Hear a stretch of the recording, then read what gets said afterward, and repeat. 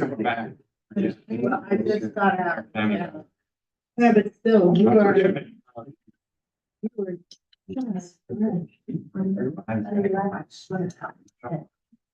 You're okay? It'll be cool over here.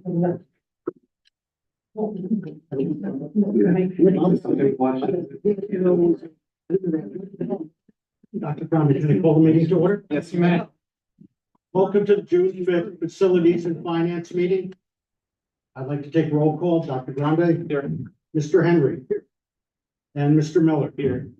I'd like to move forward with the approval of the May 1st facility meeting minutes. May I have a motion to approve? So moved. Right. Thank you. And second, Mr. Henry? Yes, sir. Thank you. As we always start our meetings.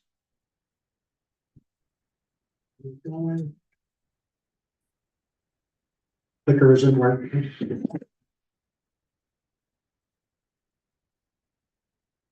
There we go. Whoop. Is the back not working? With our mission and vision.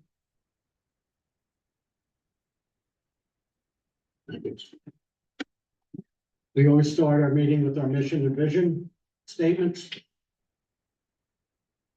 Today we have a presentation from ELA for an additional turf field from Mr. Charles Haley. And I'll be discussing a public school facility improvement grant update.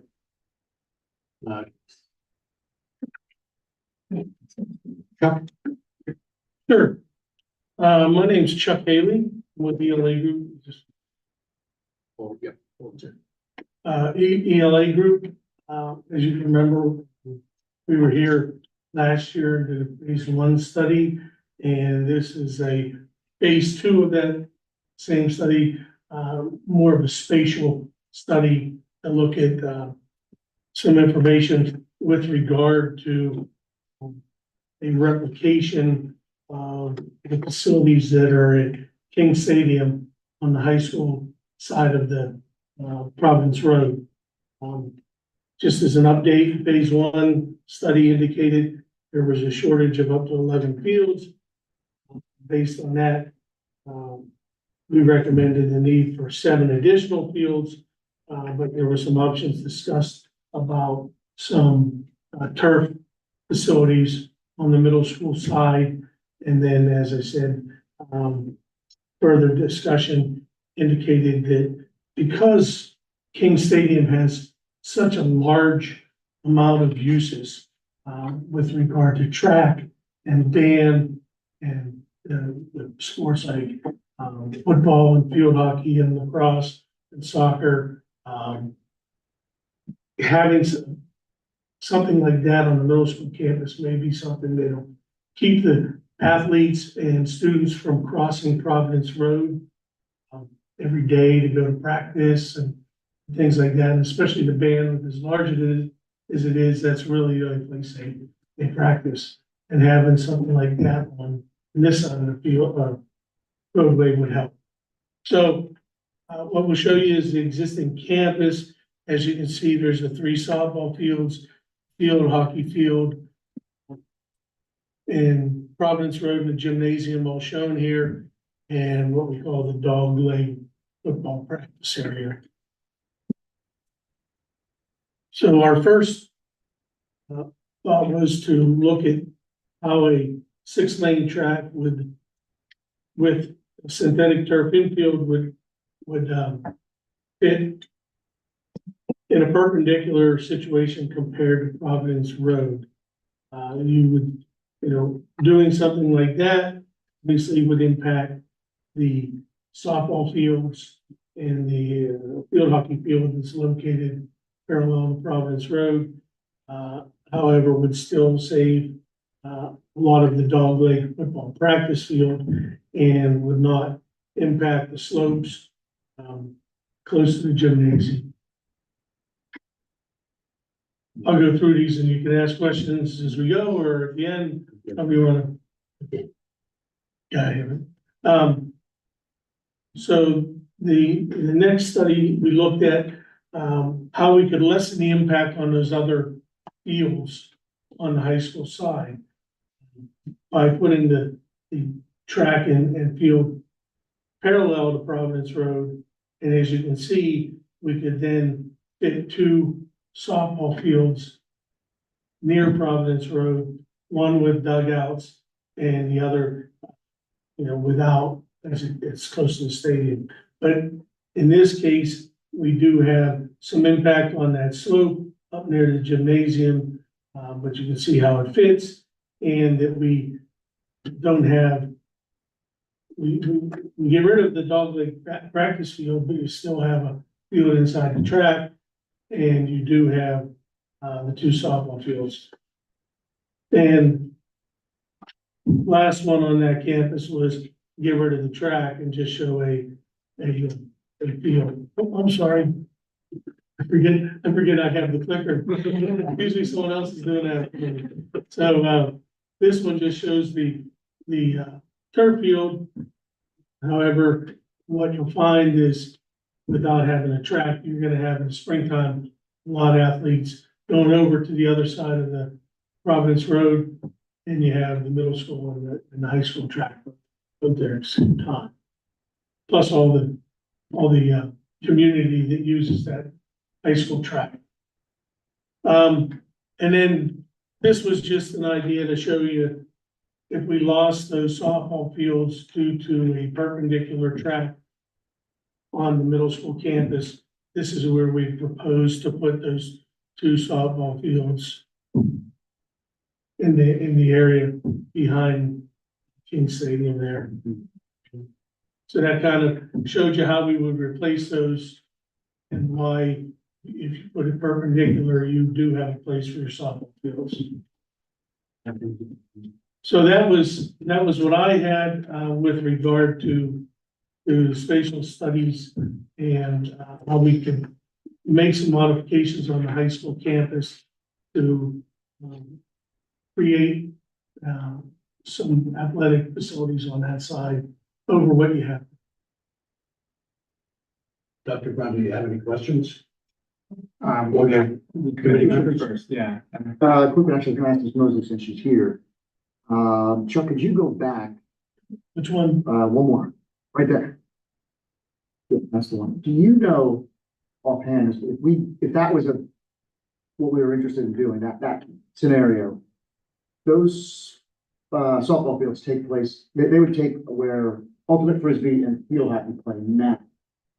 Middle school field hockey, ultimate frisbee, they practice, they also play on Mesa too, They a do. lot. Okay.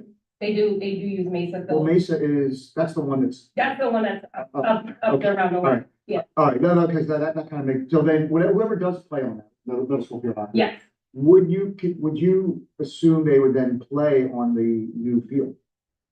they would probably have to. Okay. Can you they're- play field hockey on an artificial turf field? yes, we do it here. Our Yeah. our field hockey team plays here, so they could play on that field. Okay. I was just thinking about people that use that, Mhm. what's the name of it, what do we call that field? Providence Road. Providence Road Field, Yeah. whoever uses that now, would they still have a place to play? It's kind of Yeah, like- they would be able to play, I'm sure the middle school would love to be able to play on the turf versus A the new grass that turf. they are on, so I they guess could play on, they could play on that.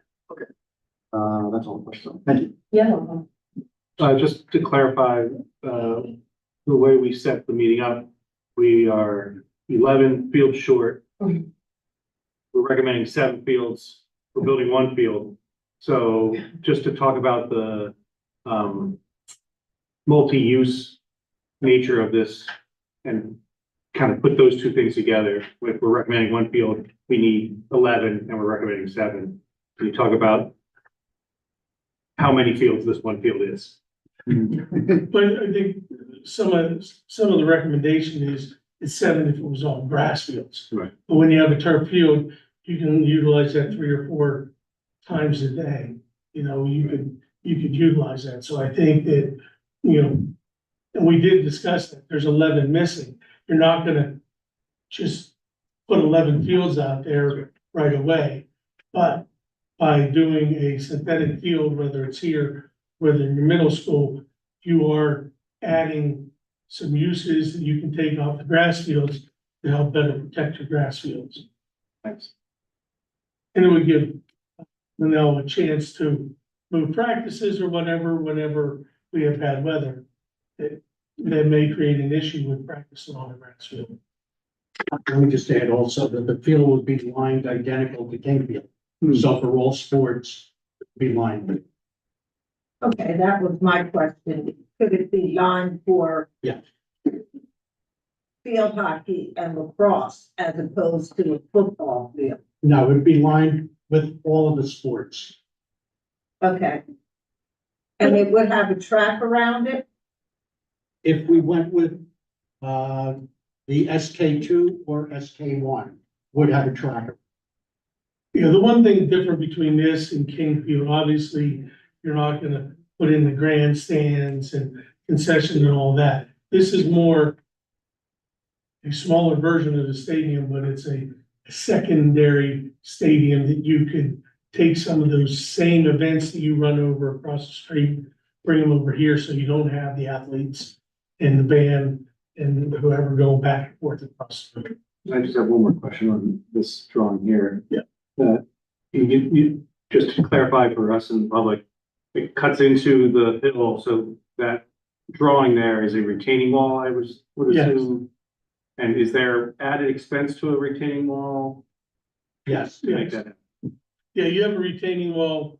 What we did was we tried to split the difference here and over here. Mhm.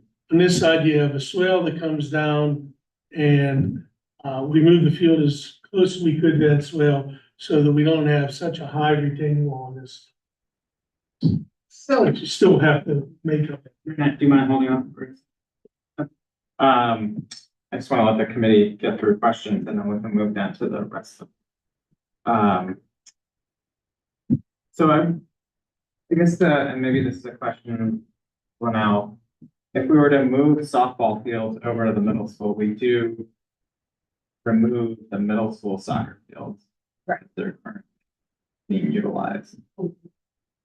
So are we imagining that middle school soccer could play on the turf field for years? Like, how would we address middle school soccer in this configuration? Linnell and I spoke last week and we didn't get a chance to fully sit down to look at both the spring and fall schedules to see, based upon having the turf fields, is everything possible to be scheduled with multiple practices during the day? So you might have a practice at 3, practice at 5, another practice at 7, which the turf field is perfect for. So you could have multiple uses. If you did that on a grass field, you'd have a dirt field in 2 months. Sure.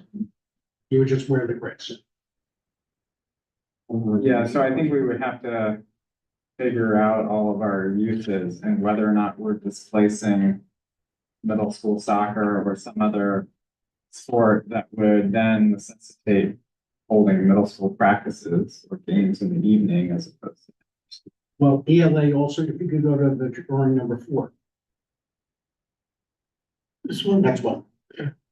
In between the 2 arcs of the Dymatex infield, if you look at that, the 2 softball fields at a 45-degree angle, you should be able to fit a soccer field in there, in that area.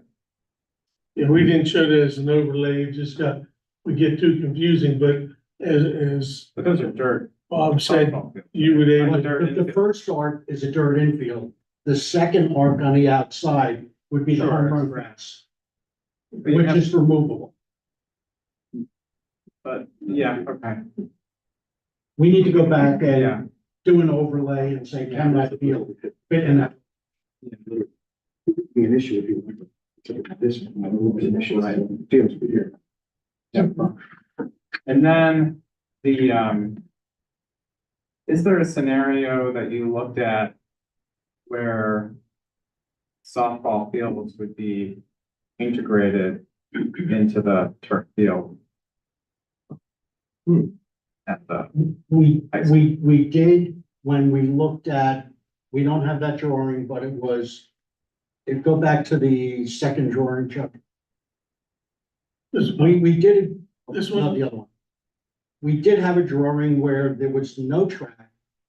And the turf was a little bit longer, where two softball fields would fit within that area. However, now that limits you to either playing two softball games and nothing else, because the outfield would move, encroach on the other field.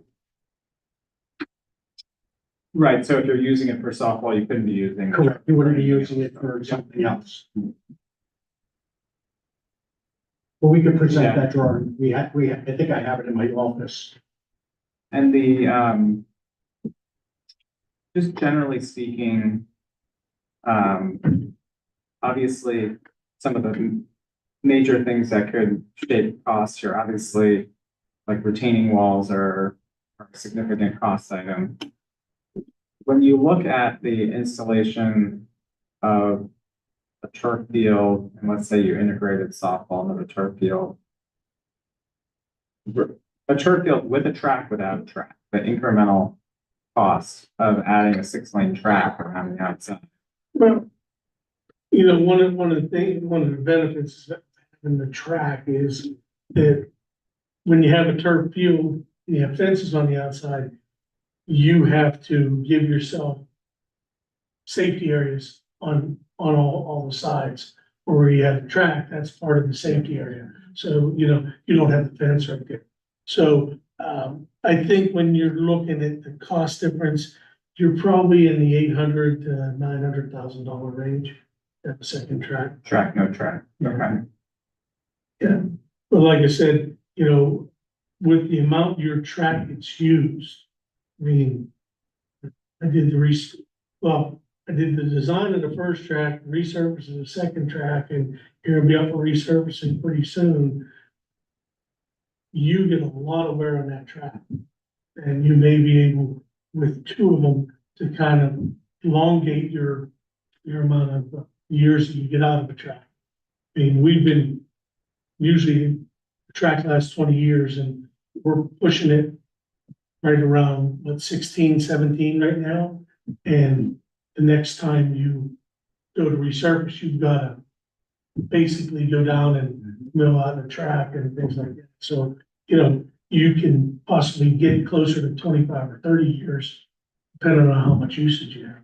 And you have a lot of public that uses that track. They come in all the time. If you're able to, kind of switch them somewhere else, it may save that. And generally speaking, how much does that complete resurfacing cost to dig out the track?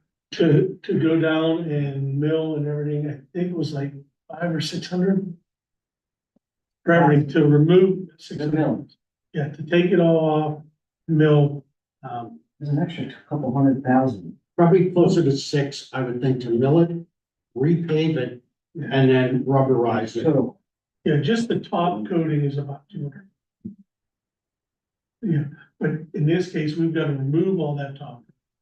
We have to remove 1.5 inches of the bearing course there, and come in, repave that 1.5 inches and put a new top on. So it gets up there in cost. And again, that's something you want to do every 20 years. You can only put so many resurfacings on the track. One other aspect we didn't really look at either, is just for the PE classes. Right now, walking from the high school over, each student loses between 15 and 20 minutes of their class time, just having to transition back and forth. If they had a track at that field, they could get a lot more time on that track. So it seems like, these scenarios, obviously it would be wonderful to do the perpendicular design with all that space, you don't have to put retaining walls, but it sounds like we could run into some significant challenges with figuring out how to accommodate all the sports in that arrangement without having people. Let Lunell and I do some Yeah. homework and get back to the committee and make our recommendations with a little bit better knowledge of how the field can support what purpose. Dr. Grant, if I can jump in, sorry. Yeah. What I, also, about the perpendicular that you can sit with me was close to what the, two and all the activity that happens there, right? So I'd rather, I was much favor of putting all that significant activity further away from South Providence, even though I know Yeah. that our students right now are using that area, but they're not as close as where this would be in terms of their ability to. You're bringing up a good point, which I kind of flagged, but I'll just bring it up now, which is what kind of netting is going to be required to have a softball field along Providence Road? Probably in the neighborhood of 20, maximum of 25 foot. So just so you know, Bob, right across the street at the golf course, because my wife is involved in that, they're trying to put up a net and the neighbors are having an issue, so there's a serious Oh, discussion. everything's gonna be so, we know that. It's they're trying to get an 18 foot. And that's not. Yeah. You know, So yeah, you would need obviously some Yeah. protective netting. Well, is that right along the curve by the church? Yes. Yeah. Believe so. I think they've come to some, I don't know, I think they've come to some kind of compromise. I don't know what it is. But lots of meetings down there at the country club, over the net. About it. No. Michelle? I have one question, the elephant in the room, the new softball dugout. If we move the softball field, what happens to that? Well, right now, operations, unless it has direction differently from the committee and the board, we're planning on moving forward with the construction of the dugouts. This project here, you probably would not get a shovel in the ground for 2 years by the time you get through engineering, zoning. But we'd be looking for that direction. You have to, so, potentially, you have to move the dugouts. Right. Well, we So- would have to deconstruct and build it. Depending on the layout. And is it, so would it be possible, like, if we think we're going forward with this? Wouldn't there be a Title IX issue if we dug up in for baseball, but not for softball? Like, we couldn't stall that, right?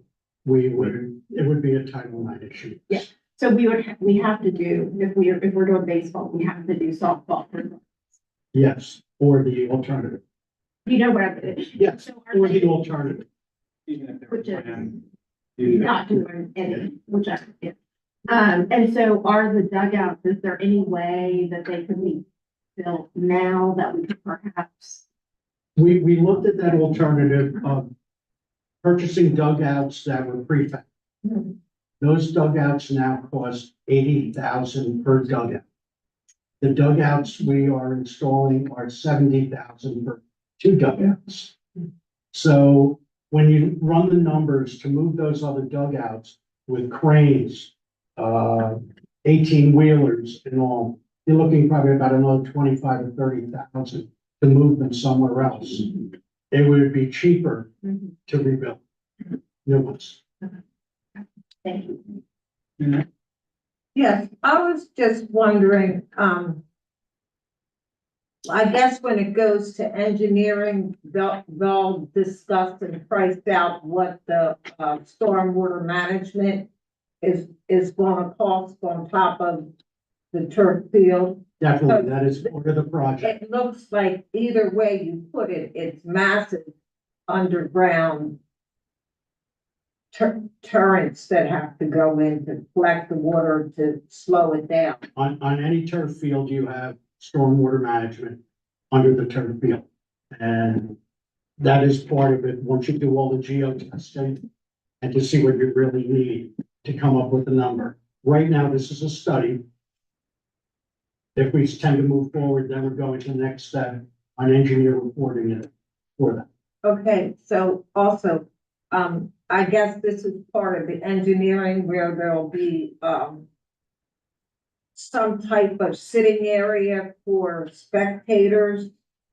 'Cause right now, they have to bring their own lawn chairs or just sit on the lawn, and I don't know whether we're losing that lawn area when we reconstruct for the softball or the frisbee or the. Depending on the orientation, and it really depends upon how the field is gonna be utilized for, let's say, field hockey or, I'll say maybe even JV football, freshman football, those events.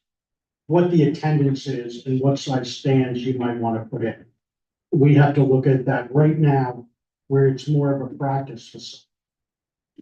Okay, and if you say practices can go to 7, is that just in the spring and summer where we don't have to be concerned with lighting? We don't have any, Right, if it goes any later than 7 o'clock, we have to. So it would have to end right before it's too dark. And depending in the fall, that's probably about ish, depending on 5:30? 5:36, and in the spring, you can get about 7:30-ish before you have to turn lights on. There's been times where 8 o'clock, I'm like, do I need them? Do I not? So it just kind of depends on the cloud coverage too, on some of those nights in the spring, but yeah. It seems like something that should be considered because, well, once you run the numbers and present them to Joanna and she starts cutting off stuff. Yeah, that's your reputation. The fields on. But you also, and to jump in, not only will she do that, but I'm sure you will do that as well, because when we start bringing to you proposals, as much as we would like a lot of things, the board's gonna have to say, okay, well, to what extent can we do this now? Or to what extent could we anticipate on moving forward, would like to do it? So maybe we can put things underground to prepare for that, so that if we do decide 8 years from now we want to do this, we're not starting from scratch. So it is a potential to look at this, though I know it's a dicey conversation around lights. It would behoove the board to inquire in terms of, since we're in this exploratory stage, what would that mean for us? Because what you don't want is, 8 years from now, if you decide to move towards this direction, to say, oh my goodness, this would have been really helpful if we had some lights, but now we have even larger flexibility in terms of when practices could occur. But some of that stuff would require some additional analysis. Some of that would also be, if we decide to move towards a project and looking at both of you, those could be alternate bids in terms of what that would look like. Yeah, we put conduits under Field's lot. I Yeah, mean, I've even gone so far as to get prefab, the lights, they have a concrete base to them that they just set in the ground, and then they actually slide the metal poles on top. I've had some school districts that have gone and put the 4 prefab concrete poles in, and they're there. So whenever they come back and put the lights on, they just slid them on. One good example, if you've ever been past Radnor Park, there's lights out there. We put those concrete foundations in years ago.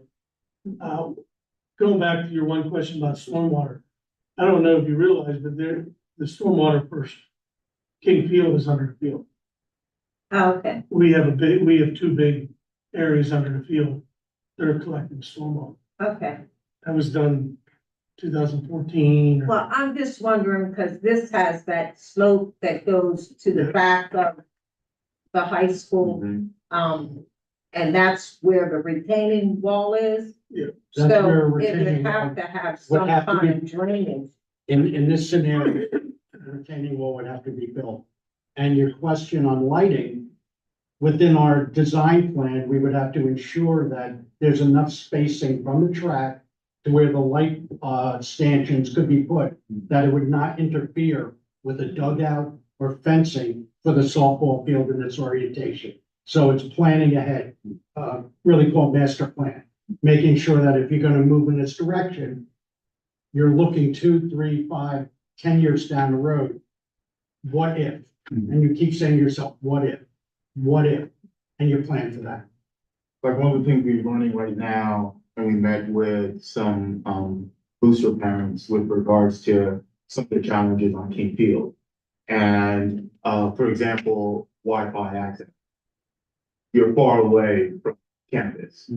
And we're obviously trying to work out ways in terms of making it a much more pleasant experience for our athletes and parents and all the spectators. So in designing this, we'd have to think about how we were running conduits and things of that nature that may not be as amenable as King Field. So we really do want to Mr. Maloney's point, what if, in terms of some of these analysis, when we decide.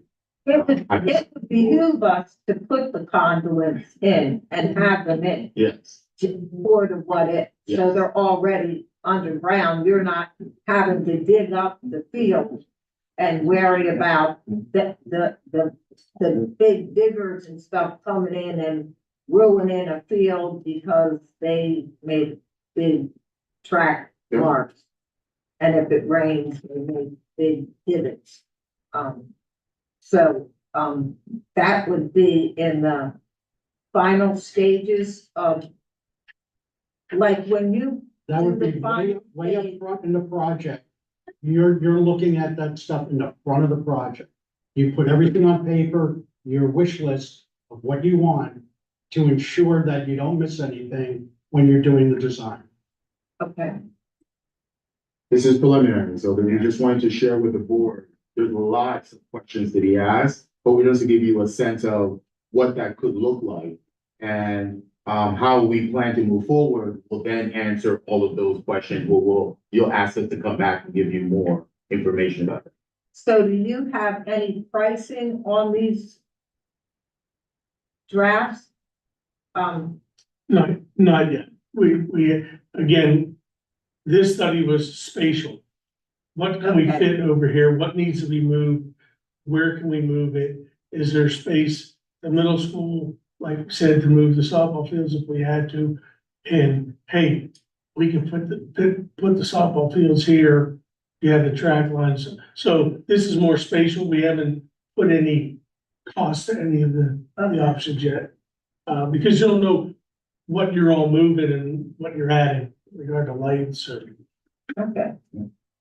Mary Jo? Just, you know, I think my questions were somewhat addressed. They were, you know, it really is, see the plan with this field, without lights, can we actually schedule everyone? Because you were saying we could do 3 practices, but we can't in fall. And I'd like to very much see that this is all gonna work, because I do see that we're missing that one field, we've gone down to 3. And that, can we actually do that without putting lights in to start? And just to see that this can, all the pieces work. And I think also one thing we wanna look at on this field is. Oh, is that me that did that? Sorry about that. Too heavy a finger. So as we talked about before, on the other side of campus, we may be able to put in the fall field in that area. It would give you space in the fall because they won't be playing the softball in the fall. You just need to stay out of your Dynatech areas. We can show it an overlay there. In the fall, you could use it for field hockey or something like that. Field hockey and lacrosse. Well, not in the fall. You Lacrosse can and- still have in soccer. Oh, If you know, in the fall, and we could put middle school, you know, soccer practice, or, I mean, our JV practice, our freshmen can practice, and that would open up Mesa where they're at now for another field. So, yeah, if you could put field inside of the softball field, that makes a big difference. Yeah, because those fences are gonna be temporary, they're gonna be movable. It's more for Bob to store and to move. We're doing it now. Right. So I think that may answer some of your questions Yeah. as far as study. And that can really happen. You can put a field inside. Well, we have to check that. Yeah, We, okay, we didn't look at that. I mean, okay. just looking at it, it's probably gonna be like a middle school soccer or field hockey. You're not gonna put football field in there because it's a Right, lot. I understand that. And I also want to share with the board, we can't solve all of our challenges with only.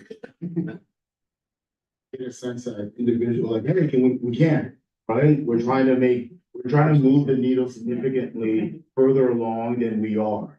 I'd love to have an additional space. We need more grass space. We don't have enough property. So whatever property we have to figure out how do we make it flexible enough to provide more options, which is what we're trying to do here. But we don't have any property where we could do what is required in terms of the lack of space. Like I said, you're not gonna solve the 11 field question. No. You know, but if we can, you know, cut that down to 5 or 6 or 4, you know, we continue to work and take a bite at that apple.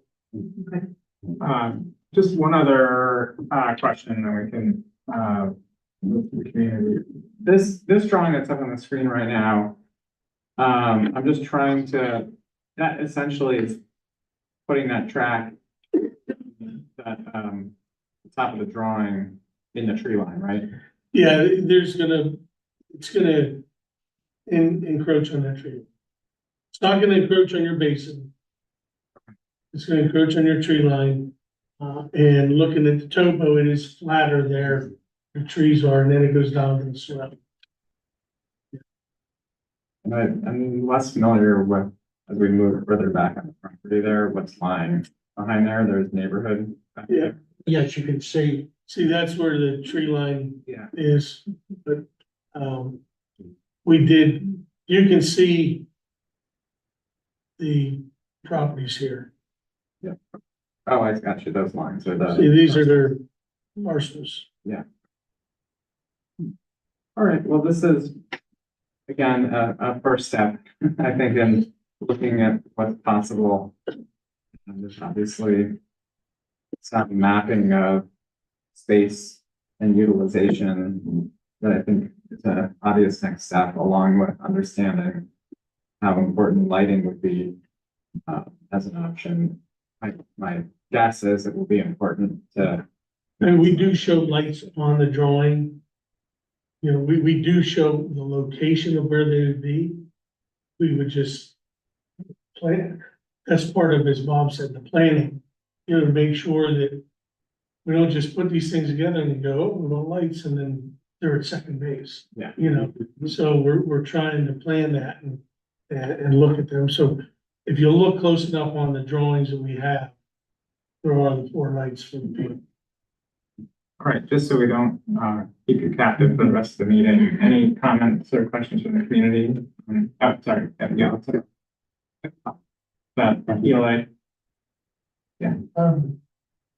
I have one question. I know you didn't toss out anything, but will we have a realm, a magnitude of like X dollars per option? Ballpark.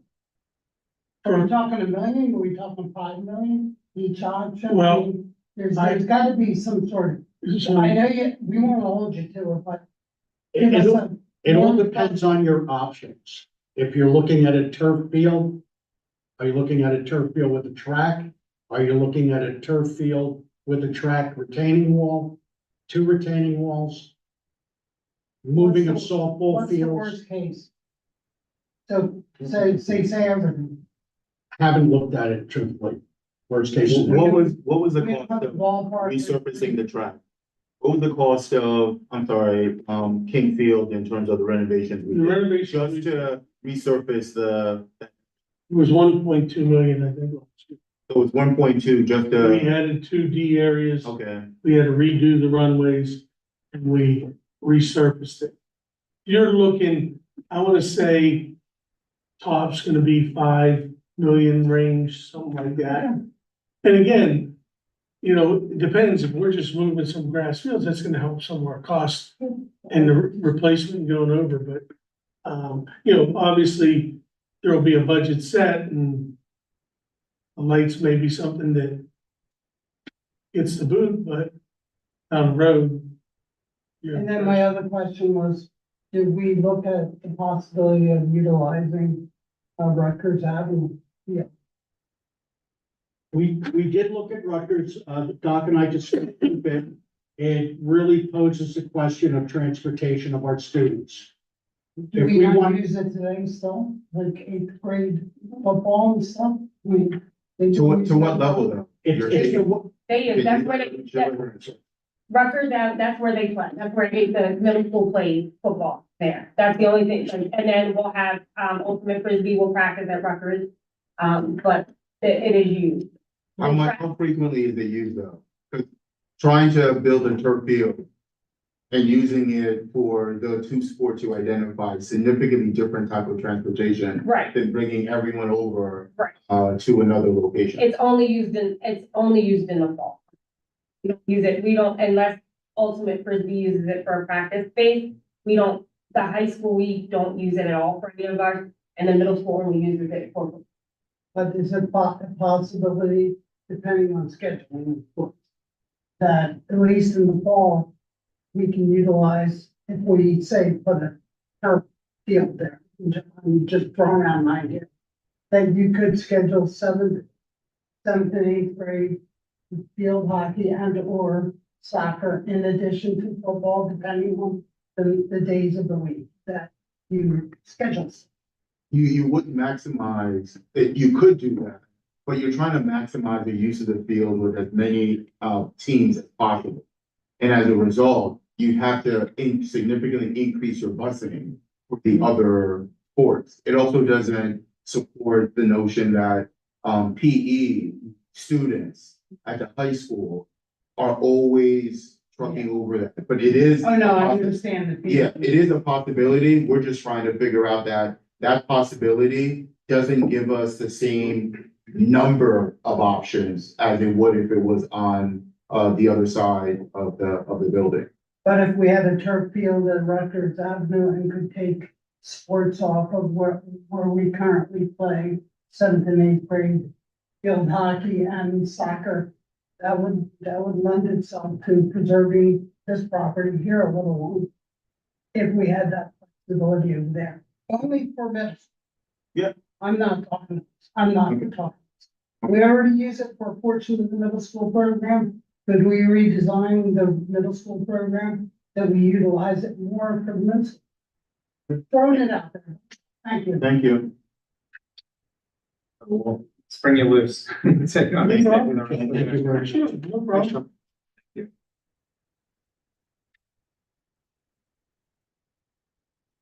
Great evening. Watch your storms. Yeah. They're coming our way.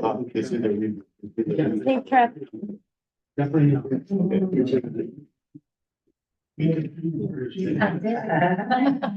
I'd just like to review and update the committee on the public school facility improvement grant.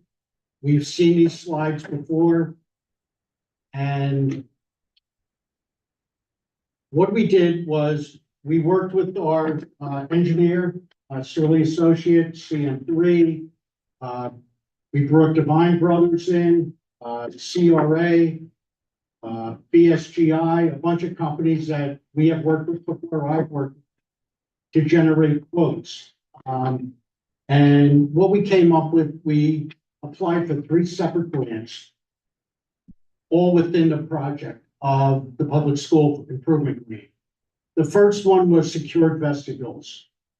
We had CRA design some quick drawings for it so we could go out to bid and to put secure vestibules in the middle school, NPE, SRS, and West. We calculated that would be around $1.526 million based upon today's dollar. Then we went to the high school and created a package of unit ventilators, replacement of pneumatic controls.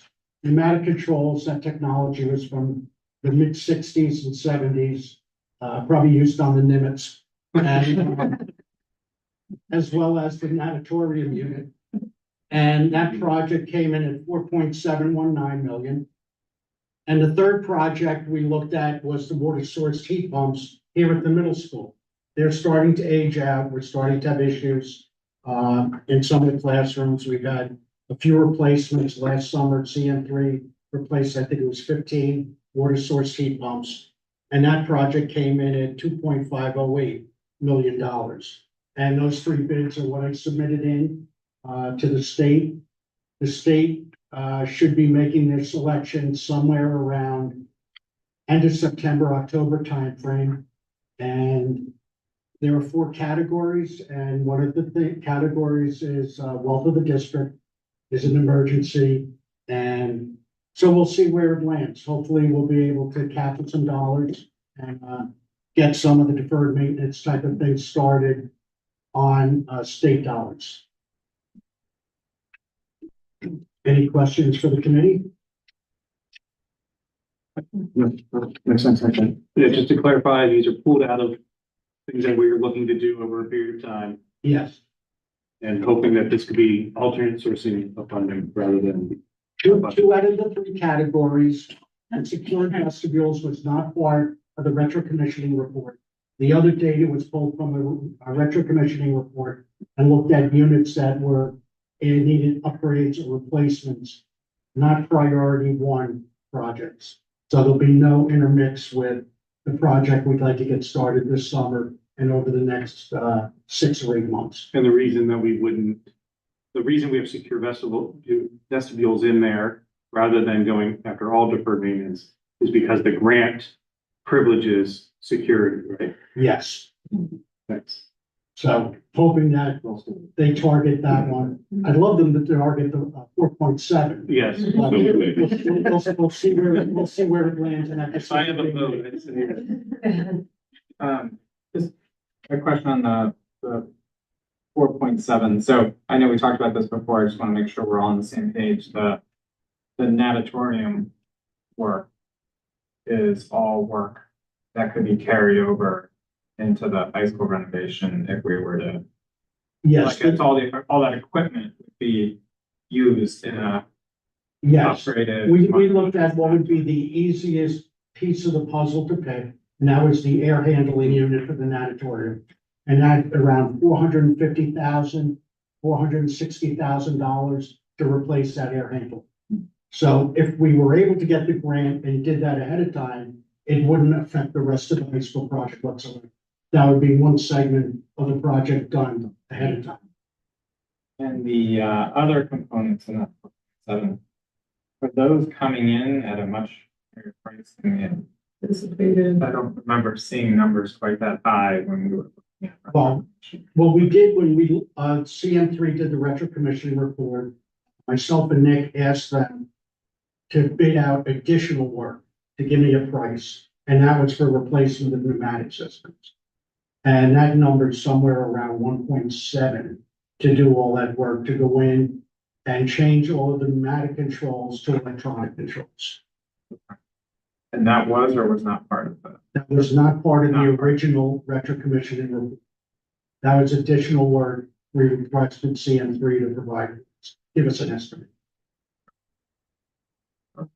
Any other board questions? Any community questions? I don't have one relative to this. I was just, do we have an update on the GISA project? Are we complete? I'm sorry, GISA, the Giza, yeah, have we done all, completed all the work? I'd say we're about 95%. So we're reaping the benefits of the savings now? Oh, definitely. Our bills should be less. Our bills are less, and we're tweaking the BAS system more and more. We just went in over the past couple of months and split out more areas of the building. Okay. When I first came on board, there was just the whole building occupied, unoccupied. Now we went down and peeled the onion back and said, split out the gym, split out the auditorium, the library, each individual wing. And then we looked at building usage. And now all of a sudden, it's been the air conditioning being on in the entire building till 9 o'clock at night. 3:30, 3:45, it shuts down in some areas. And then depending on the FMX system, I look at that daily, and if there are something in the library, something in here, we program it just for that meeting to be on. And then my follow-up is only because it confuses me. Last month's, I forget which report it is, treasurer's report, whatever. It still shows that we're holding $1 million in reserve from under GISA. Well, why is there money still there if the project's completed? Shouldn't that money be zero? So if you remember, mentioned earlier, I believe maybe October, November, in the finance committee meeting. When the district first received those GIZA funds, they were deposited into, the gap program. As a part of the auditing process, we had to identify and set funds. Given the difficulty of that, we set up e-finance to do the bare minimum as far as creating the balance sheets, establishing that official fund to where we can track it. The system is not set up to issue checks from that fund. So again, right now, those checks have been being dispersed from our capital account. However, once we go to work on the audit for fiscal 24, the funds in that GIZA account will be transferred to the capital account. But right now, we just have to do it that way because we don't have the capability of issuing checks from the GIZA account. Honestly, it's very confusing. Because it appears, so we really don't have, I mean, so those monies have been expended, but we still show that we have them in this account. In a sense, but you're also charging the checks to your capital account, which is decreasing, because the So payment. why can't we just transfer that from the account called GIZA into one of the other capital accounts that we're writing the check? Because the funds have to be established in the court itself. So we're waiting for the audit process, because again, we want to make sure everything is done accordingly to how it's supposed to do it. It's just very confusing. It's hard to keep track of where money is. Thank you. I couldn't have said it better. To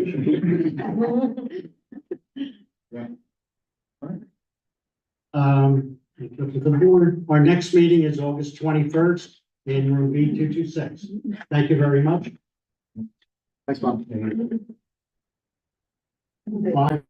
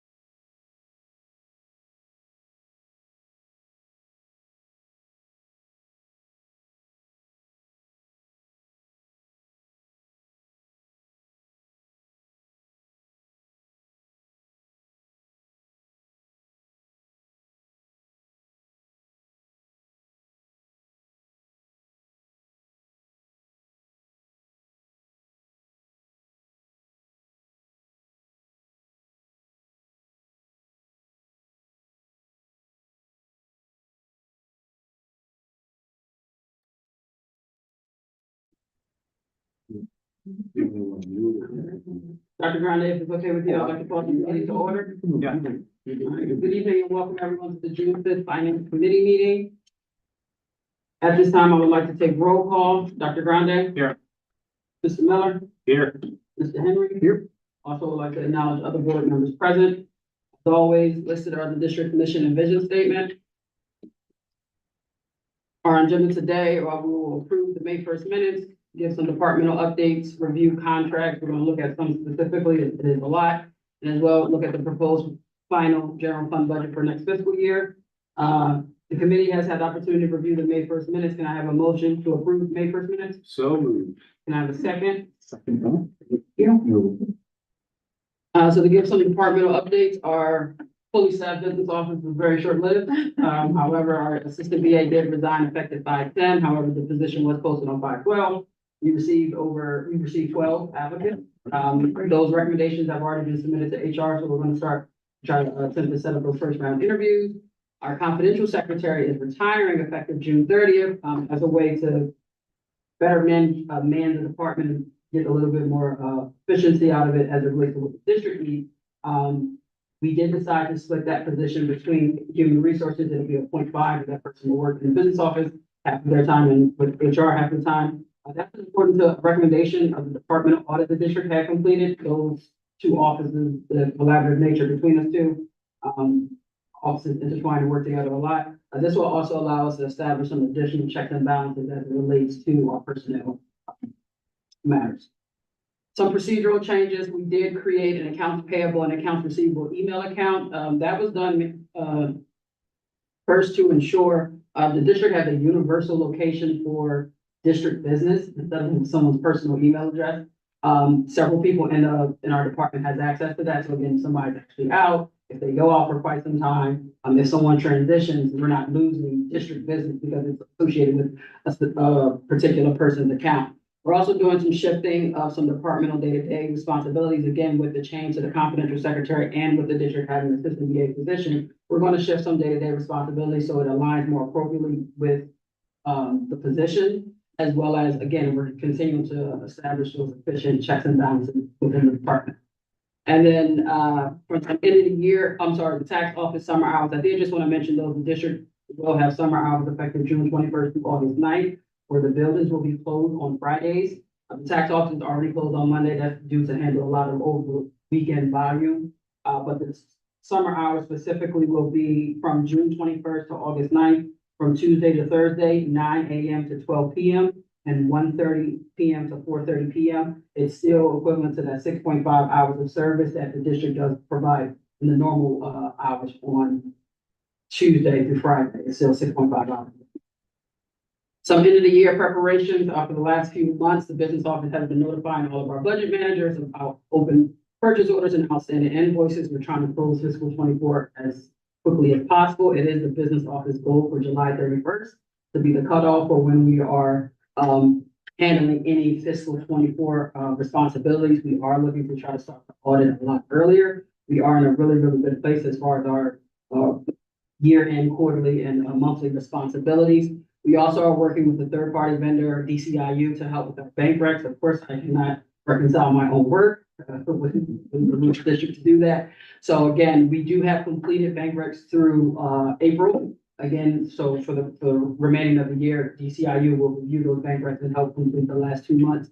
And then on the agenda here, and as well, hoping to present it at the June board meeting, we're recommending the approval of Tom Josiah again for audit preparation services. Again, the earlier we can get him in to begin looking at the bank recs and, like I said, the district books, we can get started on audit a lot quicker. It is a personal goal of mine to have the audit started no later than the end of August. So that's why we say we've been doing a lot of preparation as far as, like I said, our ending year responsibilities. And then lastly, I already mentioned some proposed changes to the Finance and Facility Committee meetings. We will be moving those meetings to the third Wednesday of the month instead of the first. This will allow the committee as well as the board to see the actual financial statements and discuss them in detail in the committee meetings instead of right before that information is loaded on board docs right the weekend before the board meeting. So this will actually give us time to thoroughly review and discuss those things, as well as we're proposing to potentially change the meeting to 6 p.m. Again, if we're going to be just presenting financial statements on top of the other business with facilities and finance, we would need some additional time. I don't think the committee would like to be here until midnight. So we are proposing to make that change as well to 6 p.m. And obviously this, if I can jump in, this is the only committee that has two meetings in one. It one is, night. and I should have said that, Oh, facility. Yes, yes.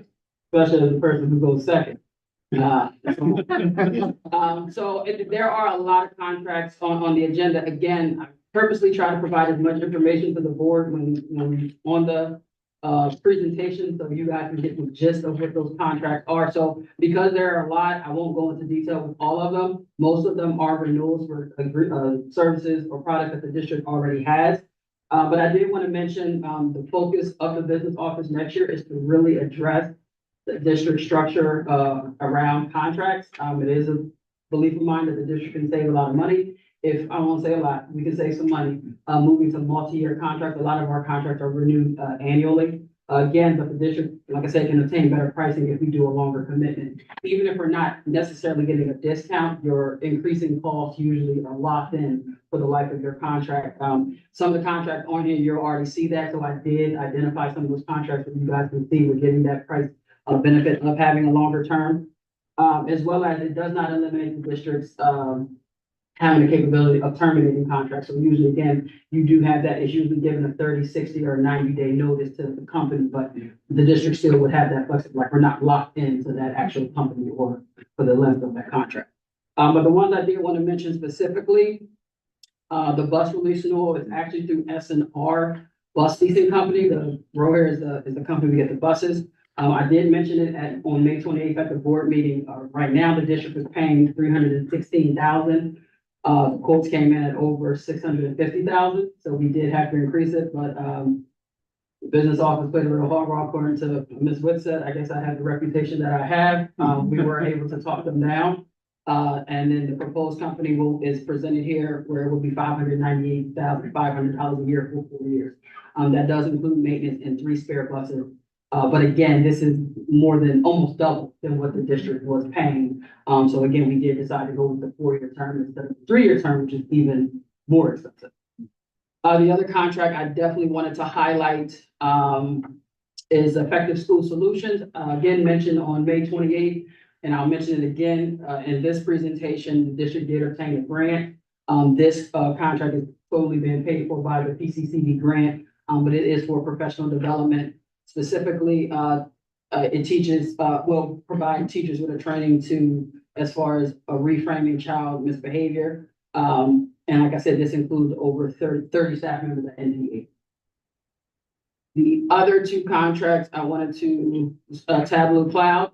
This is new. This is also a fiscal 24 expenditure that's going to be paid this year. It is an interactive data visualization software company and providing the district with an interactive digital data dashboard that connects multiple district databases. So we'll basically be able to look at data from multiple different platforms that we have and integrate them into one where we can really look at that in a centralized place. And then again, I know this is a little hard to read, but this is just a lot of secondary curriculum licenses. In its totality, it's like equal to like maybe $30,000. So again, I know one of the other structural practices that we're going to talk about and potentially recommend to the board is setting that threshold, where it's relates to what actually needs to be presented to the board under a certain dollar amount. Because again, right now, all contracts will be legal, which is also a cost to the district. So we want to look at possibly establishing that threshold in accordance with school district code, of course, but that's one of the things we want to move towards. I just wanted to remind everybody, this was the slide where we presented the preliminary budget on May 1st. Just a brief overview. This had our total revenues at a little over $1 million, a little less than 1.1. With our expenditures, we're at 1.8 only because we had a budgetary reserve of 250 and a transfer capital of $3 million. The total amount of the budget expenditure wise was a little less than 104.1. So I wanted to also identify, this information was also shared with the board on May 28th at the board meeting, some changes since that May 1st committee meeting. So we wanted to highlight those things specifically for the public. The state did confirm our state property tax reduction. The district is receiving an increase of about $440,000. Again, I mentioned the bus lease renewal of the district, which expires at the end of this fiscal year. The district was currently paying $316,000. When we did receive the quotes, it went up, so we did include in the budget 622. The proposal that will be, presented to the board is for a little less than 600,000. So that additional 20,000 that we did budget, we are gonna reserve that for repairs for the buses, because we will only have 3 spare buses on hand. Again, the mental health grant, what I mentioned earlier, this is being paid, this will cover the cost of that Nurture Park contract, but again, that those revenues and those expenditures had to be identified together, as that money has to be spent in a very specific way. As well as the safety and security grant, that was for $40,000. Again, while we did receive that revenue, those expenditures are also specifically identified. This budget, added a music teacher, and this is just the projected salary and benefit cost. As well as on May 28th, instead of proposing the $3 million capital transfer for next year, the administration did make a recommendation of a 2.5 million capital transfer on the May 28th at the board meeting, and that was approved. So what's reflected in next year's budget is a $400,000 capital reserve. So the proposed tax increase is 3.51%. I know also at the May 1st meeting, that was 3.5 at the May 28th board meeting. I did mention specifics as to why that changed. Once all the information was inputted into the CFRS, which is the state system, it did that slight calculation. Just to reiterate some things that may cause that slight change, it does calculate the homestead allocation we received, which was higher. It also reflects the new number of approved homesteads, which for the district also increased. So that means more people were approved to receive the homestead discount. The median assessed values of homestead property change, as well as the total assessed value of the district. That can change for a number of things. If properties become tax exempt, if the assessed value of the property decrease, or if the assessed value of property increase, all of those things will play a factor. So again, once we just put all the information in there, that is the tax system that did the tax increase that did compute. For Nether Providence and Rose Valley, the millage will be 30.0615, and for Rutledge Swarthmore Borough, it will be 30.3144 mills. And then I really just wanted to identify what's really driving the index, to give, like I said, the committee, the board, a little bit more understanding of what this budget is actually including. The operations budget for the first time will have a $1.2 million line for preventative maintenance. That is something this district has never had.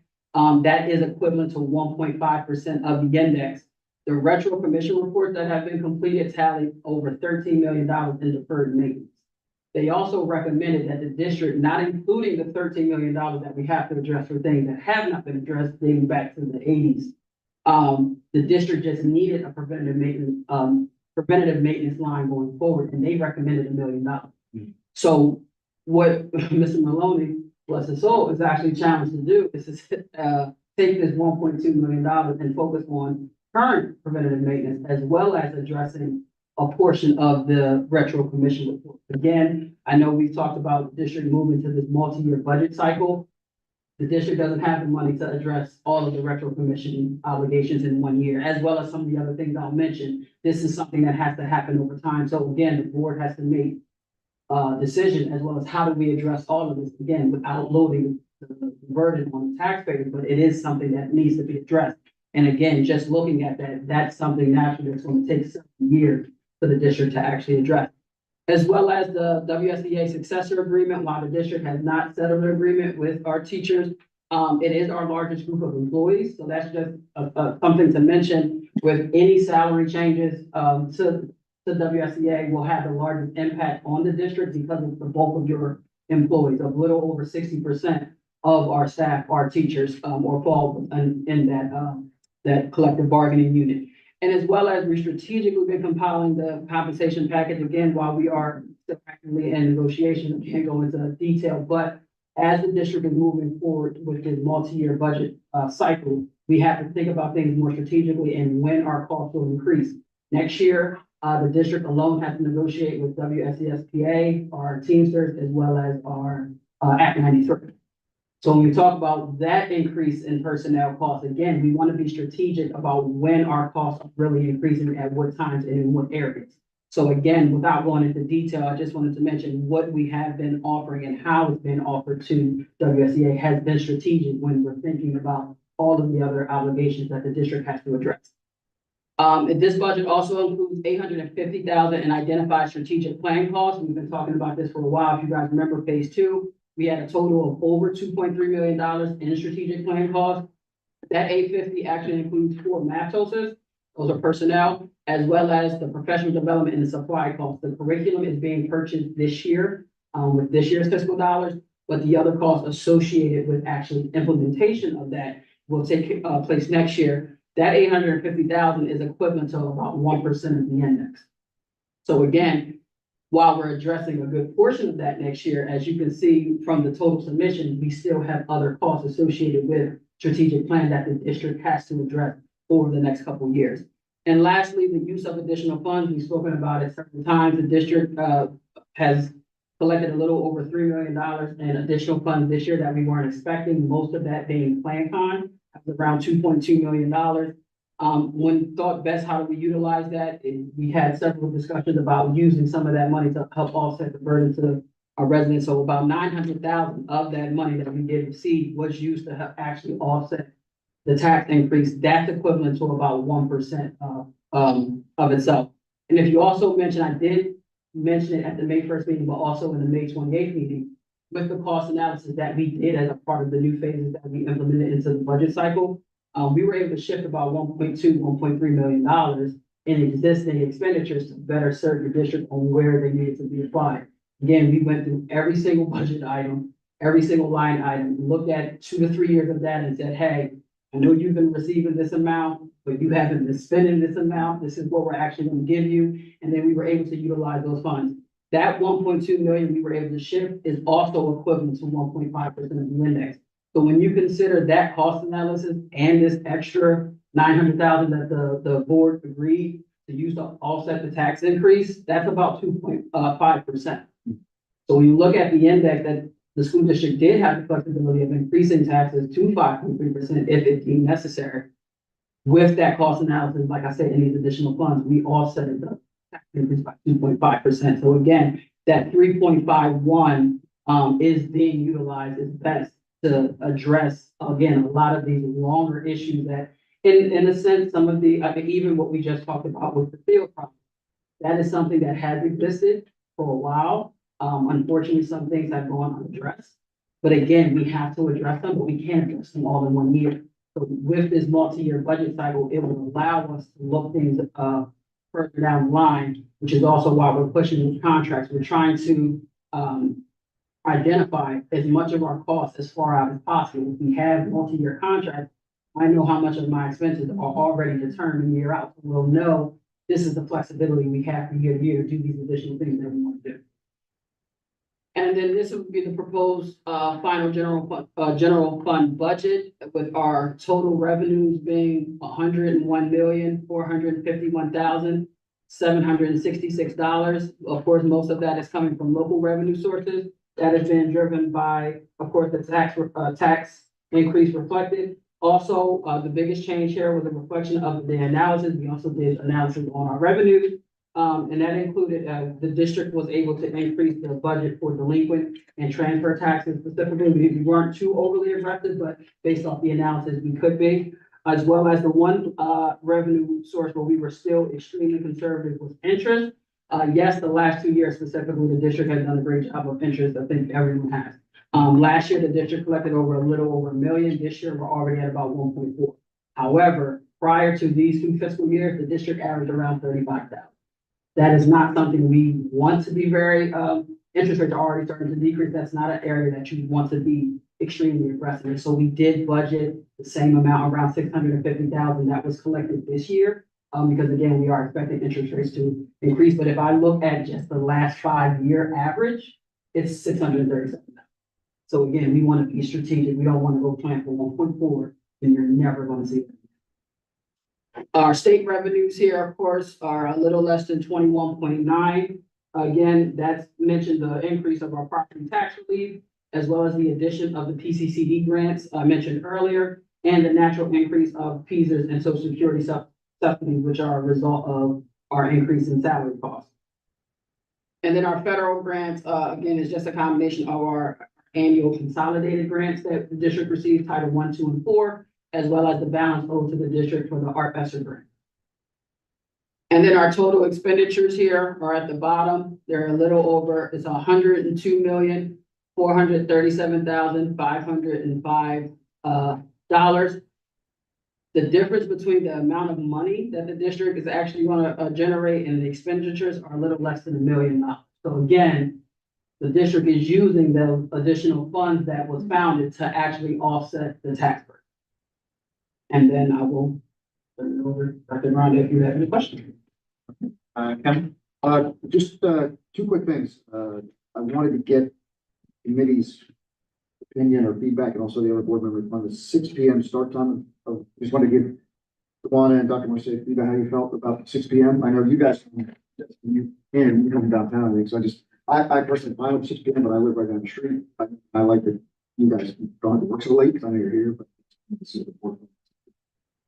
I'm pros. Your pros is good. Put me in a corner. I know See you how can some other board. Yeah, I'm curious. Fine, with 6 p.m. Okay. or 7 p.m.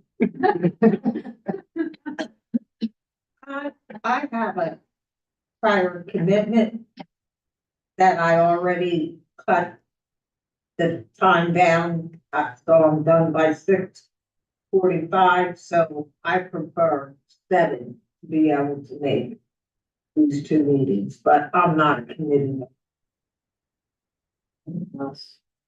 At this time. I won't be able to make it. Oh, right, you already have PCIU. Well, no, we're moving it.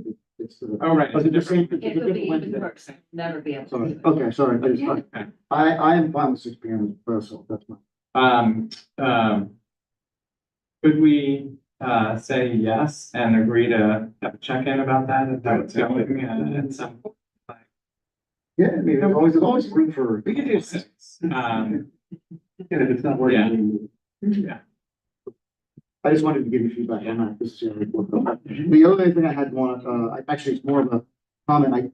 I meant to say something at the board meeting when you were presenting, but that meeting went too long, so, I didn't want to. I'm sorry, it didn't go too long. It was a long meeting, so I didn't want to make it longer. But I wanted to point out publicly, the board has seen in there that in the budget, there is now budgeted for, I want to make it clear, it's an additional music teacher.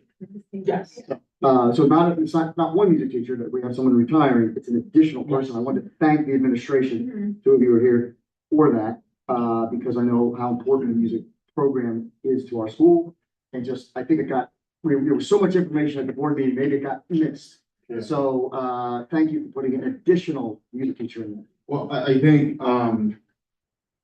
and it goes without saying, I know this board knows that the rich history of the music department, but this district has a rich history in a lot of departments. But when you have, Jack Hans, when you have, Henry Froberg, and then you have John Shankwine. And I've said this, affectionately, though I did not know Jack Hans and heard a lot about him. You know, they don't build, with all due respect to those in the industry, people like that anymore, right? They're legends in terms of work that they do. And what's happening is that the district is shifting because of those retirements, right? And those individuals, Henry Kohlberg was 40 years.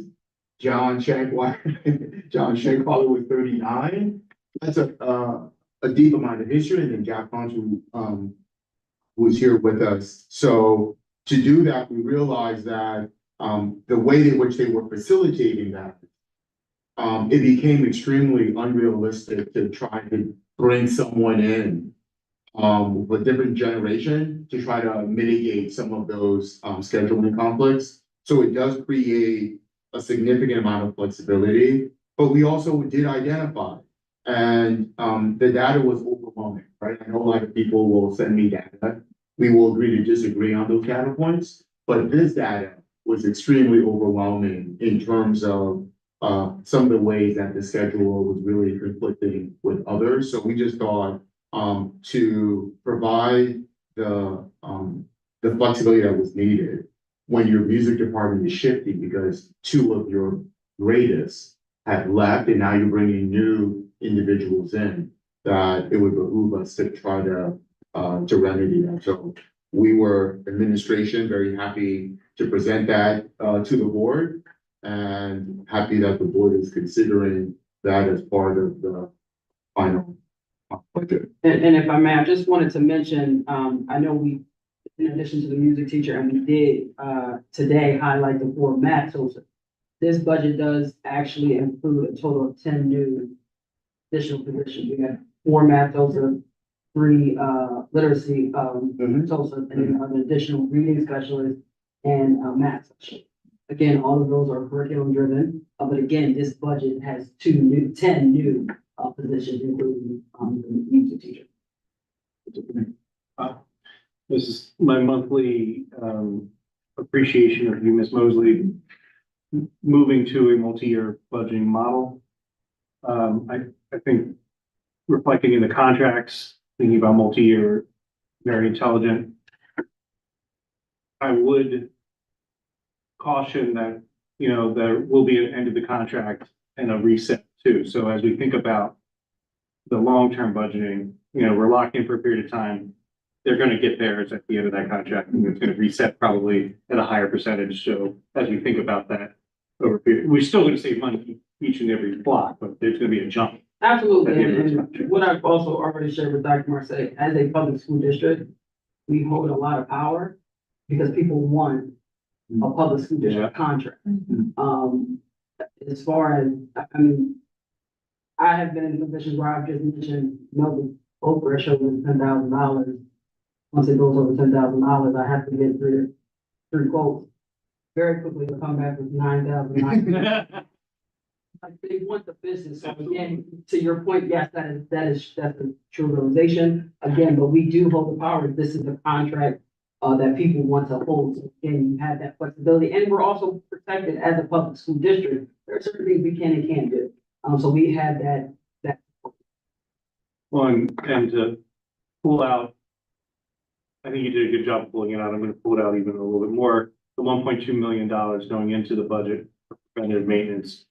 You know, we have all of this deferred maintenance, and the board is, this committee and the board is wrestling with how are we gonna get the money to undo the sins of the past. And this type of budget line allows that not to be true for a future administration and board. And in the same way that you are thinking about a multi-year budgeting process, this will now shift that responsibility a little bit to the facilities group to be thinking about a multi-year facilities plan on the preventative side.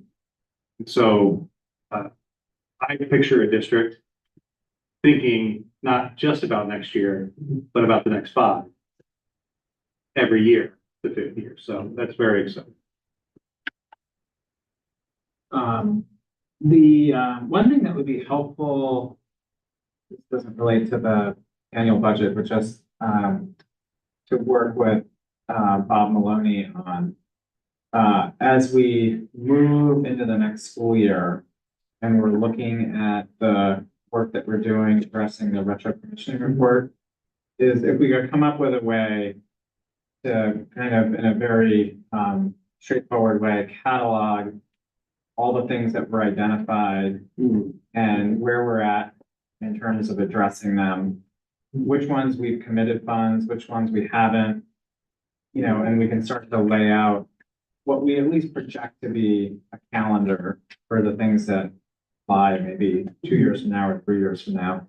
I think it'll just, you know, we have this amount of work that we're gonna have to do to catch up, and being able to have the macro 10,000 foot level on our progress and catching up with all of that work, I think will help the board understand future financial obligations for the retro commissioning work versus all the other things that the board will be wrestling with. So if we could come up, I know we sort of in the presentation to the committee have looked at that, but I think we need to put it all in one place, organize it by building and a little bit by timeline and rough cost estimates and And once we've committed to a project, how far along are we in completing? Just to add, to that comment, that is a conversation that I had already had with Mr. Maloney. Again, we're trying to plan things out as Yeah. possible, so what we can identify each year will help the board also, be able to plan better. And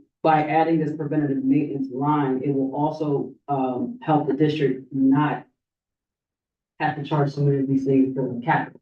By having that line, we can actually do some of that work in the normal operation. So again, it does have a benefit, but it does come with a cost because it's something that the district has never.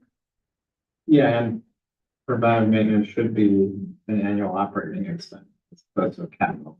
And that's in the ideal way of doing business. Yeah, It's a crisis, it's a capital. Yeah. And you're looking at, possibly not changing $10,000 filter to become an $800,000 project. That's right. Like, it's something that can very easily, it really can save you money. So again, yes, it may feel like a lot now because we have to start somewhere, but in the long run, really want to save the district establishing that budget. And then just so everyone's clear, like the list of contracts, there's a couple of folks in there that are therapists, for example. Those are not new, those are renewals. Yeah. And like I said, because there was so many, these Yeah. are renewal services, but again, if you look at some of these contracts, we're doing either, some of them are already 2, 3, or 4 or 5 year contracts. Again, we're trying to lock Yeah. those costs so we can identify those costs as far out as advance as possible. But most of them were renewals. I just wanted to highlight some of the bigger ones. And then, one other comment, which is, I think it's a great idea to enter into multi-year agreements. Knowing that we can always get out of them, so the risk is quite low. It would be useful to, and I'm not actually sure what the best way is to do this. It would be useful as we enter into multi-year agreements to try to have our antenna up for areas where every once in a blue moon, there are cost decreasing areas to know that it's time to renegotiate multi-year contract that hasn't reached the end of its life. I know you are sympathetic to that. Very nice way to say Yeah. it. Thank you. But we should, just because we get to a, like, as we should still have ways to keep our eyes on trends in various cost areas and be willing to go to a vendor and say that we want to renegotiate a contract or. Absolutely. Yeah. And I think the other benefit of that is, in a nice way, we're kind of putting some of our existing vendors on notice because a lot of the vendors here have been status quo. Yeah. They've been here for 10, 15, 20 years, and the district has done annual renewals. Again, there could be better pricing, there could be better services out there. Again, we have not really done that due diligence. So again, that is the goal of the business office next year. Like, that's our biggest focus, is we're really looking to address how can the district save the money as it relates to these contracts. Some of them, it will be as simple as doing multi-year, but in some cases, hey, there might be a different vendor with a better pricing, better service, a better combination of both that the district's gonna look to move in that direction. It's not personal, but we're required to. Yeah, absolutely. So that is the main goal. And then, I said at the board meeting, but I'll just say it again here. We are always at the mercy of this crazy timeline around the state budget. Everything out of Harrisburg is suggesting that they might not get it done before June 30th. So there's no way we're going to know the results of the state budgeting process, but I wouldn't be surprised if we don't end up with less than what we're anticipating or what we're putting in this proposed budget. Because some of what we're putting in here is based on a new type of funding that was proposed. That is meant to help districts like ourselves who are, according to state averages, adequately funded per pupil, but have a high local tax burden. And so we put that to a T. And so there is, the funding commission did recommend a new type of supplemental funding for districts like ourselves. I just worry that we may end up on the cutting room floor in final negotiations, but I think we hope that's not the case. But we are I don't disagree with our approach. I think we're tapping into, almost $1 million in funds in the district to limit the tax increase, which I think is a good idea. We could end up with a higher projected deficit than what's here if things don't go well. Nonetheless, I don't, yeah. Any other board questions? I have a question about the contract for Jesse Dennett. It says it, for communication support services. What does that mean? Is that the second? Yeah, Okay. so he updates social media posting as well as when we're having multiple events in the district and our communication person can be there. He's provides support and attend some of them.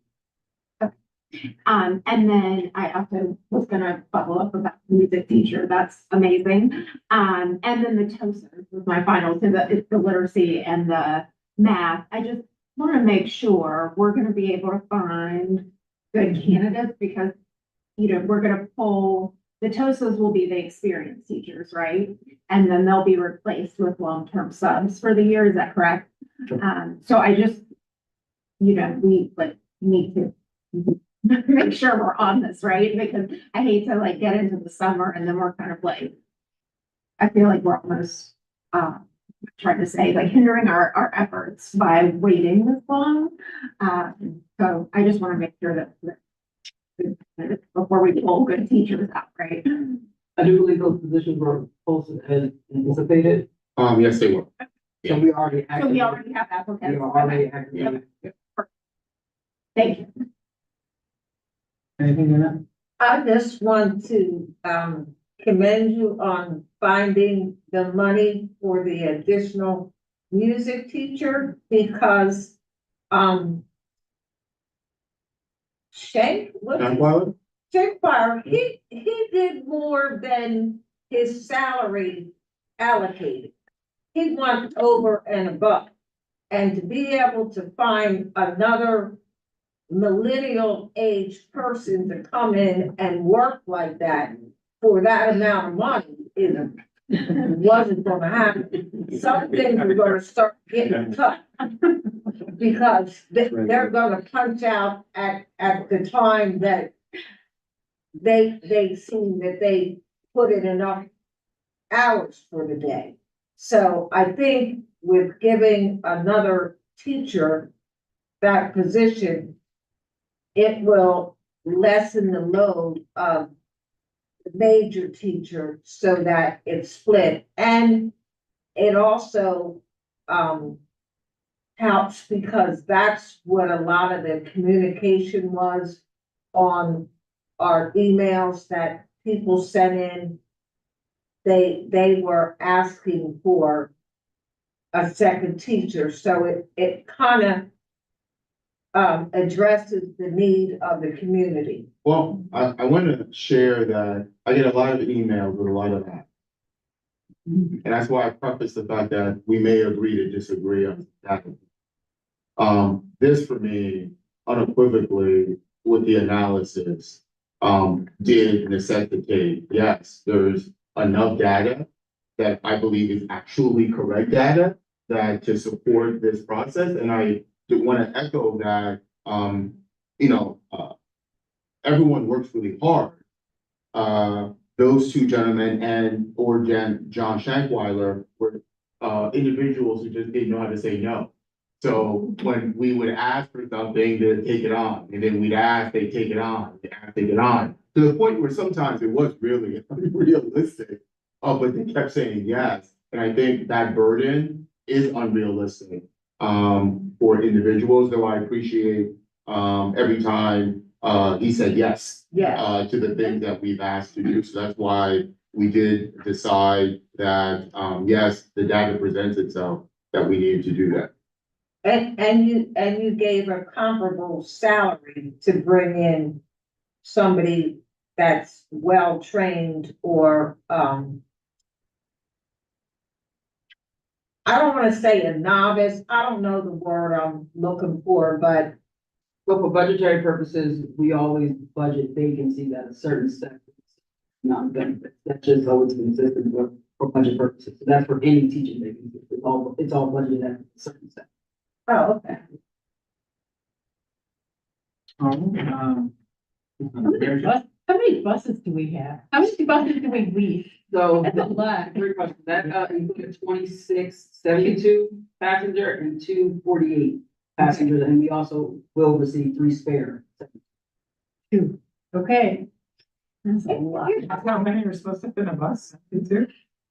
You pack them in. I guess, yeah. Little kids. Reason two. I think that there should be an analysis on the buses.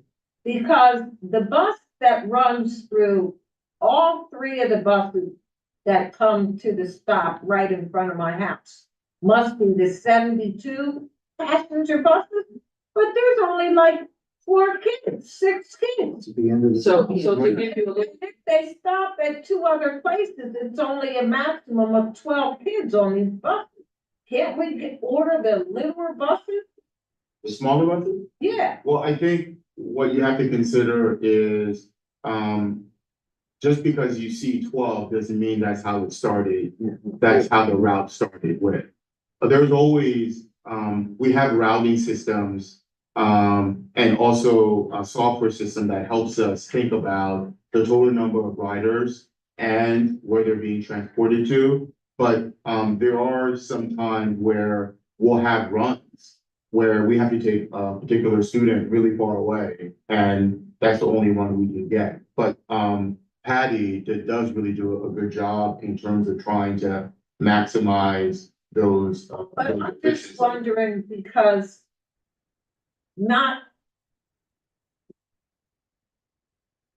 I just think that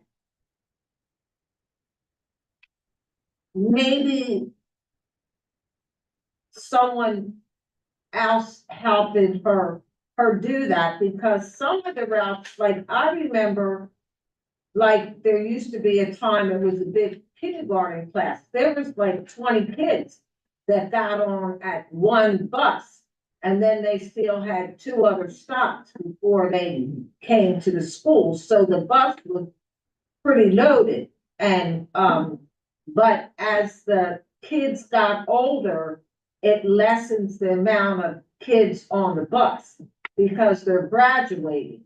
so there are a few things to think of, as we already mentioned, 72 kids on a bus is one thing. As the kids get older, the kids are bigger, right? So there's less room for that many kids on a bus. But as a public school district, we also have other obligations. So it's not just the kids that we service that go to our school district. We have responsibilities for kids that may be out of district placements or go to private schools as long as they live within the vicinity of our school district. So again, we have other responsibilities. You also You're have, picking up one kid on a 72 passenger bus, and that's a lot of diesel fuel. Yeah, but that may not be the case.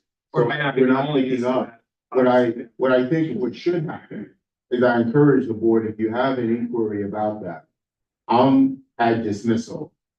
I've never seen dismissal when only 2 kids are getting on the bus, or 9 kids are getting, 11 kids are getting on the bus. At regular dismissal, those buses are packed. So I don't know the nuance of when a particular bus is either at the middle of its route or at the end of its route in terms of what those numbers are, but I'm saying Yeah, that, my stop is the end of it. yeah, I'm It's saying the that. last Stop before. I don't mind looking into it, but preliminarily, there's no data that leads me to want to inquire about, hey, what is the efficiencies of the route in terms of that? And I'll just process? add, we actually, it was a bit ago, but we did actually do a pretty in-depth analysis of buses and whether we were operating as lean as we could. Oh, okay. And so that did happen in the past. It also, you have to keep in mind that there can be a lot of variation day to day on bus ridership, but at the end of the day, the kids sign up for bus service. It's got to be a place for them to sit on the bus, whether they walk that day or decide to take the bus that day. Yeah, it's not like September, you can say stand and hold on to the. So, families sign up for bus service, so we have to make sure that a child who has signed up for bus service has a seat on the bus. Yeah. So, Okay. yeah, we have done that analysis. We looked at it again during COVID when we were twisting and turning in all sorts of directions about how to fit kids on buses at that time as well. Okay. Mary Jo, anything? No, just the buses. Okay. Yeah, you brought it Oh, up. right, that was your question. I do have a question. Could we go to the last, I think it's the last one, or that one. Okay, so the total budget for the prior year shows the revenues and expenditures being equal. We're showing a deficit this year. So does that mean that we're gonna be taking it from we're gonna be pulling again like we were a few years ago? How's this working? Pulling it from what, I didn't say anything. From the fund balance? Oh, okay. Yeah, Technically, no. Again, the additional money that the district received this year, is dollars above the fund balance. It hasn't been realized. So you're using that money before it's realized in your fund balance to address the difference. So it's not, you're not actually utilizing fund balance because none of the money has been realized. Does that make sense? all right, so it's a technical thing and I shouldn't worry too much about it. It's all. You're not utilizing any of your unassigned fund. Okay, But I just, nonetheless, it it's made a- me, because I came in when that was like the big issue and I had a little moment there. nonetheless, it represents a structural imbalance Yeah. in a budget that has been created for the next fiscal year that does rely on some one-time dollars to fill that gap. Even though it hasn't been realized. So I think you're right to have your antenna go up and say, you know, is this a good idea? You know, I think what Dewana is proposing is to say, is there a way to balance some of the one-time dollars that have been received where we don't create those conditions that a year from now, we could be trying to dig out of a big structural deficit in the budget. So we will have to, you know, we may be in a situation a year from now where the ability to add 10 positions could be not the Yeah. case. Right, I know you've Yeah. been sounding that Yeah. alarm for a while now and Yeah, Dewana keeps staying one step ahead of you and she's gonna, at some point, the magic, you know, she's gonna stop pulling the she's magic. gonna do all these contracts next year. She's going to Yeah. make the structural deficit go away. Oh, Yeah. and I just thought I'd mention, actually, I will be here next year because I'm not a DCIU the third week of the month. Okay. Good. 6 is fine. All right, questions from our community? And if you don't mind, just, I think we forgot. State your name. Yeah, I forgot to say it the last time.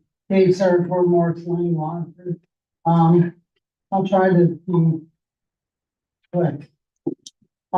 This budget does not reflect any future about borrowing in this. Does not. This budget does not intentionally, plan to increase capital reserve with any of the money built into the budget. Other than it's a 400,000 planned capital. Not, yeah, again, not on that. Do we know how we compare with the other school districts in the county as to what they're raising their tax? 3.51, what's everyone else doing? We have some districts that are higher, some that are lower. I think what really needs to be understood is the uniqueness of this district. Just to give you an example, some comparable districts are the Street Media as well as Radnor. I did share with Dr. Marcelo, those school districts, millage are less than half of what Oh, are. I know. However, both of those places have significant commercial property. So Understand. unfortunately for this district, that burden, it falls on other residential, and then your other largest, assessed property is a college, which is Packard. So again, it is the uniqueness of this place that unfortunately our millage is what it is because it's all residential. You don't have those commercial properties. So even with a 5% tax increase in Radnor, it's still not the same as a 2% tax increase here. It is, I mean, I don't want to necessarily say it's unfortunate, it is the makeup of the community. Just, I forget the number, the exact number, the bus contract was 622 Yes. a year. Well, that's what we put into the proposal after we, received the quotes. We're able to talk them down.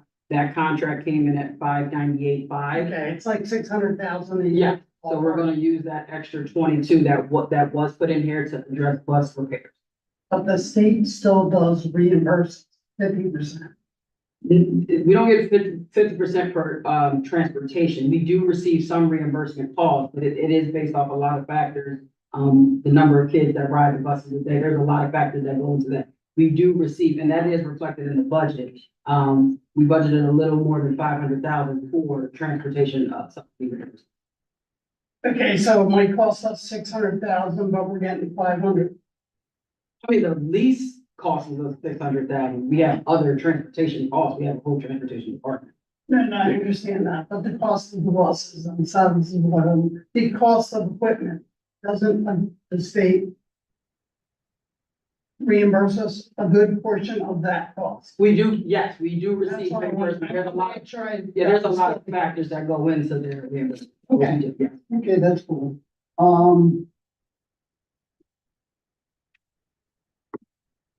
Okay, and this one, if you can go back, I think it's just one from here, This one, or no, I guess it's the one that says, it's the one, this one. Utilize the bottom bullet. The $900,000, was that additional revenues that we realized, was that expenditures we did not realize? that was additional revenue collected this year. So that takes care of the question that was asked. Yes, the difference between. So then I have the that's what I thought that meant. Do we anticipate, and I know we still have a month of the school year to go, but based on what we're seeing with all our actuals and compared to our budgeted 2023-24 budget, do we anticipate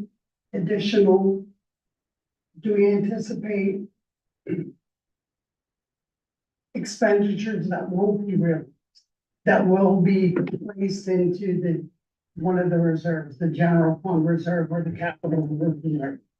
And do we know what that might be ballpark? I know you need the audit.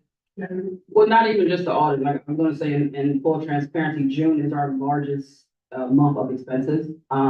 Again, also, we still have a lot of POs that are encumbered, so that has a significant dollar amount. But we have a history, we should have a good idea.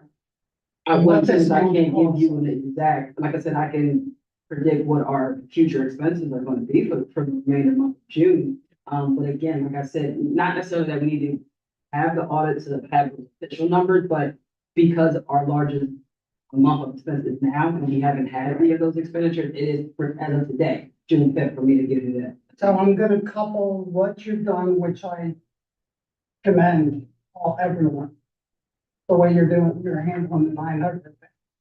If there are any, I would think to ask if there's any expenditures that won't be realized that could be applied to lessen the 3.51, do something else. I think that would go a long way. We can, I'm just throwing it out there. The 1.2 million, I'm glad we're on this page. The 1.2 million, I totally understand why we're doing it. Guess the question I have is, could we possibly take care of all the preventive maintenance type things up to the tune of 1.2 million in the next school year? No. So why don't we gradually build the 1.2, say 400,000 this year, make it 800,000 next year, make it 1.2, and you've got the 1.2 out for the future, because it's there forever.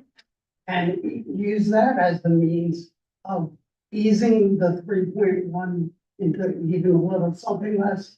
Particularly because we can't do all the work in this coming school year, so why ask the taxpayers for the money all in one failed swoop? So this is, I think that's a valid question. it's two components. Again, we have 13 million in outstanding, deferred maintenance.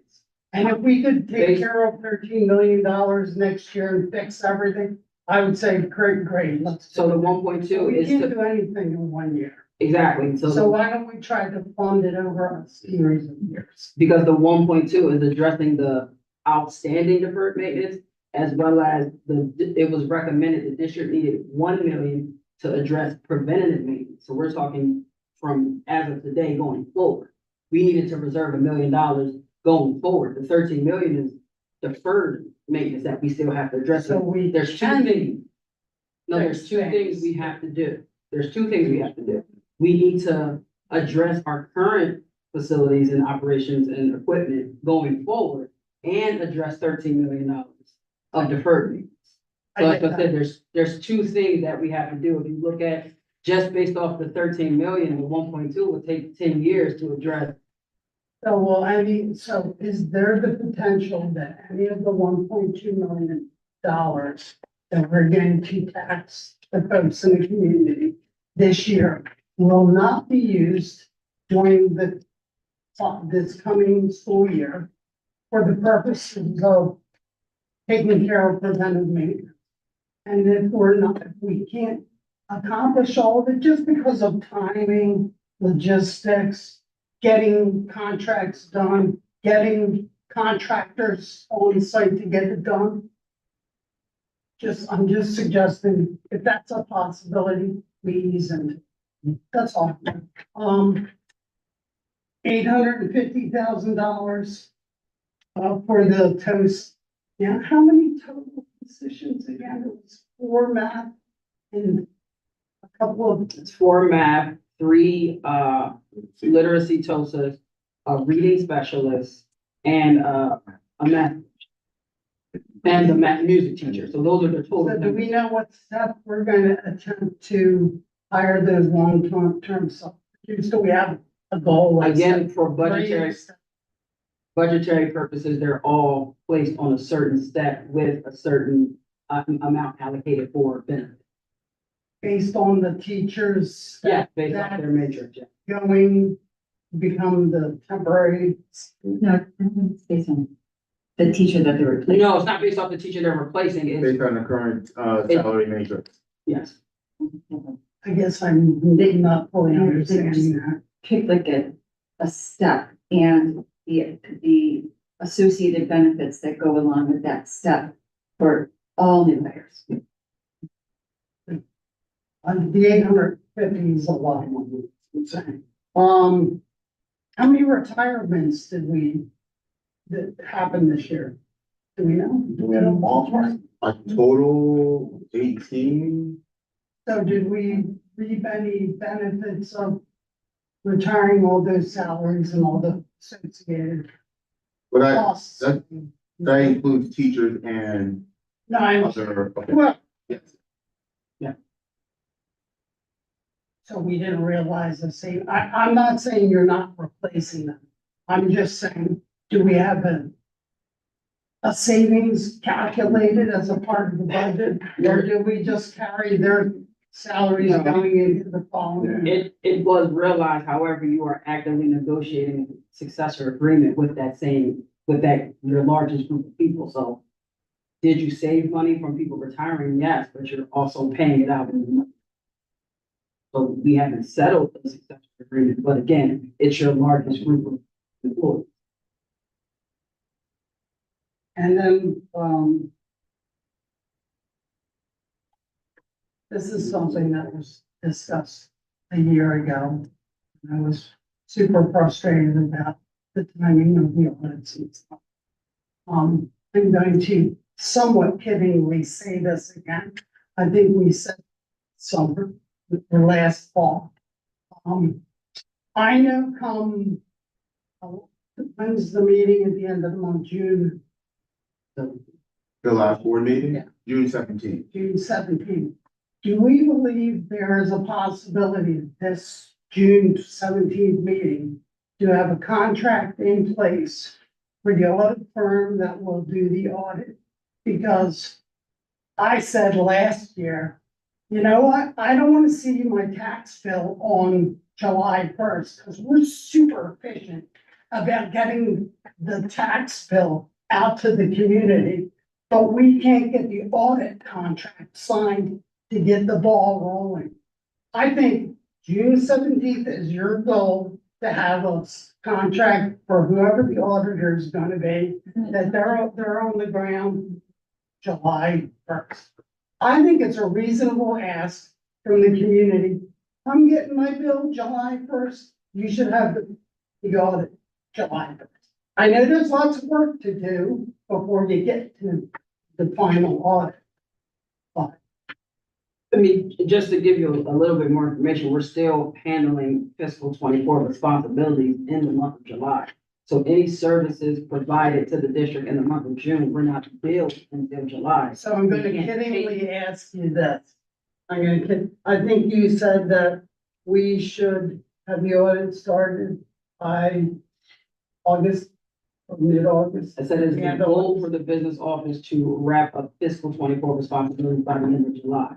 We are proposing a contract with the audit preparation services to have them come in, hopefully at the beginning of August. Again, we have, the business office is current on our obligations, so is it optimistic? Yeah, but it is the goal by the end of August, early September, to have the auditors coming in, working on. And do we think do we have a goal with the audit team? When we should have the audit in hand? The district have a policy for it to be approved. Before December, but we haven't done that in 24 years now. Focus on, So our goal is December 31st. the goal is to honor the district policy.